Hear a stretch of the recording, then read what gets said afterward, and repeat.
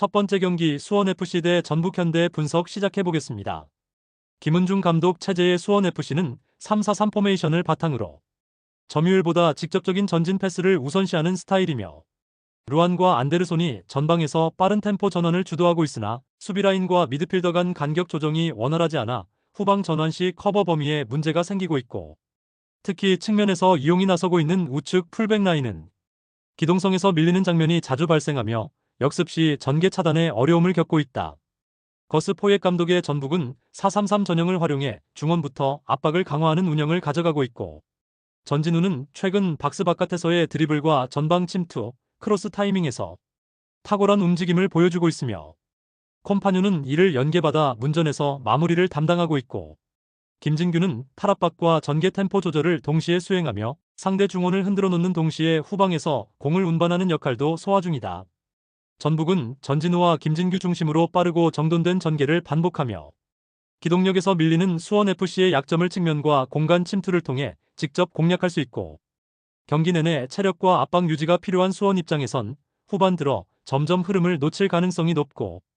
이 경기의 승부는 결국 스피드와 반응 속도 차이에서 갈릴 전망이다. 두 번째 경기 서울이랜드 대 경남FC 분석 시작해보겠습니다. 서울이랜드는 기본적인 4-4-2 전형을 통해 라인 간격을 유지한 후 빠른 역습 전개로 상대 뒷공간을 노리는 패턴을 완성도 높게 수행하고 있고, 특히 에울레르는 중간에서 공을 잡고 상대 수비와 미드필더 간의 간격을 침착하게 파고들며 박스 안쪽에서 슈팅 혹은 키패스를 공급하는 능력이 탁월하며, 아이데일과 조상준도 연계와 측면 지원에서 활발한 움직임을 보이며, 특히 상대가 공간을 비운 순간을 정확히 공략하는 집중도가 높고, 김도균 감독의 조직적인 압박 구조 아래 라인 간격이 잘 유지되며 경남의 구조적 약점을 집요하게 파고들 준비가 되어 있는 상태다. 경남은 4-2-3-1을 기반으로 볼 점유율을 끌어올리려 하지만 수비와 중원 간 간격이 벌어지는 문제가 지속적으로 노출되고 있고, 특히 수비진이 라인을 내리면 미드필더와의 협력 방어가 어려워지고 공격 전개 시에는 미드필더의 커버가 느려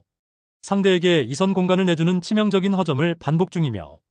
폰세카와 카릴의 개인 기량은 준수하지만 상대가 공간을 열어주는 것이 아니라면 조직적으로 유기적인 공격 전개가 어렵고, 이을용 감독이 수비 안정화를 위해 중원 배치를 조정하겠지만 현재까지는 실전에서 효율적인 대응이 나오지 않고 있는 상태다.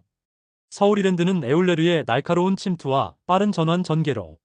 경남의 구조적 약점을 정확히 공략할 수 있는 구조를 갖추고 있으며, 경남은 수비 간격 유지를 반복적으로 실패하며 결국 실점을 허용할 가능성이 높은 상황이며, 이번 경기는 전술 균열을 제대로 활용할 수 있는 서울이랜드의 승리가 유력하다. 세 번째 경기 천안시티즌 대 충북 청주 분석 시작해보겠습니다. 김태환 감독이 이끄는 천안시티는 4-4-2 포메이션을 활용해 라인 간격 유지를 기반으로 제공권과 빠른 전개에 집중하는 팀이며, 툰까라와 펠리페는 전방에서 타겟 역할과 공간 침투를 병행하며 이정협은 중간 연결과 이선 연계에서 중요한 고리 역할을 수행하고 있고, 특히 세컨볼 회수 이후 빠르게 전환해 찬스로 연결하는 구조에서 점점 완성도가 높아지고 있으며 홈 경기에서는 집중력도 높게 유지된다. 권오규 감독의 충북 청주는 4-4-2 포메이션을 유지하며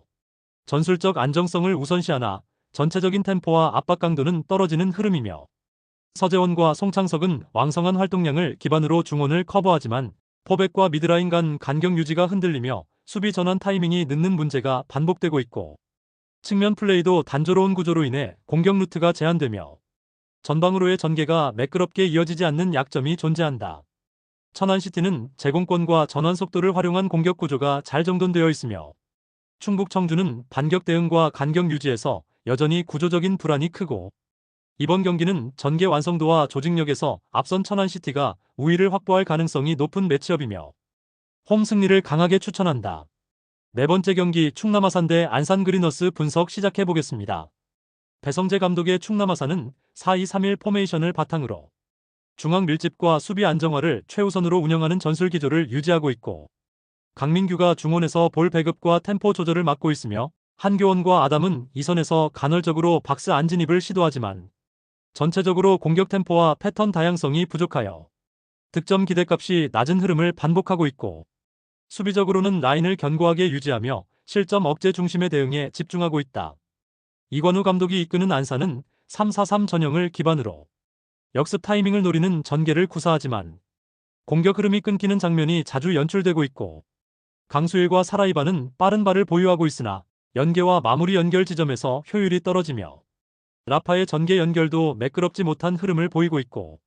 수비에서는 파이브백 형태로 전환하며 공간 차단에는 능하나 전방 전개에서 창의성과 완성도가 부족한 흐름이다.